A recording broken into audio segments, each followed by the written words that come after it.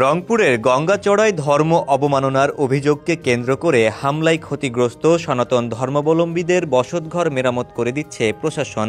উপজেলার বেতগাড়ি ইউনিয়নের আলদাতপুর বালাপাড়া গ্রামে ভাঙচুর হওয়া বাড়িগুলো মেরামত শুরু হয়েছে আজ মঙ্গলবার। গঙ্গাচড়ার উপজেলা নির্বাহী কর্মকর্তা মাহমুদ হাসান মৃধা বলেন, হিন্দু সম্প্রদায়ের ২২টি বাড়িঘরে হামলা, ভাঙচুর ও লুটপাট হয়েছে। আমরা প্রশাসনের পক্ষ থেকে এসব বাড়িঘর মেরামতের কাজ শুরু করেছি। এর আগে গত শনিবার রাতে ধর্ম অবমাননার অভিযোগে ওই গ্রামের এক কিশোরকে আটক করে পুলিশ। ওই কিশোর একটি বেসরকারি পলিটেকনিক ইনস্টিটিউটের শিক্ষার্থী। পরে তার বিরুদ্ধে সাইবার সুরক্ষা আইনে মামলা হয়। আদালত ওই কিশোরকে শিশু পুনর্বাসন কেন্দ্রে পাঠিয়েছেন। অভিযুক্ত কিশোর আটক হওয়ার পর উত্তেজিত কিছু লোকজন তার বিচারের দাবিতে এলাকায় মিছিল করে এবং পরে তার বাড়িসহ সনাতন ধর্মাবলম্বীদের অন্তত 18টি বাড়িতে হামলা ও ভাঙচুর চালায়।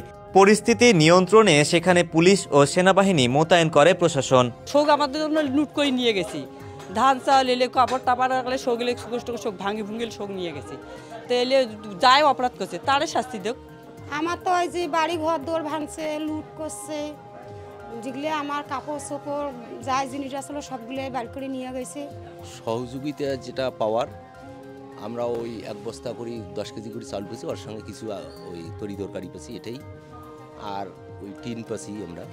এই তো এখন মেরামত কাজ শুরু হয়ে গেছে। সবার কাছে অনুরোধ চাচ্ছি, আমরা এটার বিচার চাই। এই গ্রামের মানুষের নিরাপত্তার জন্য আমাদের যথেষ্ট প্রস্তুতি আছে। আমাদের যথেষ্ট পুলিশ ফোর্স এবং সেনাবাহিনী যথেষ্ট অবস্থান করছে। আপাতত আমরা আইন শৃঙ্খলা পুরোপুরি আমাদের কন্ট্রোলে, কোনো ধরনের বিশৃঙ্খলা হওয়ার সম্ভাবনা আমরা দেখছি না।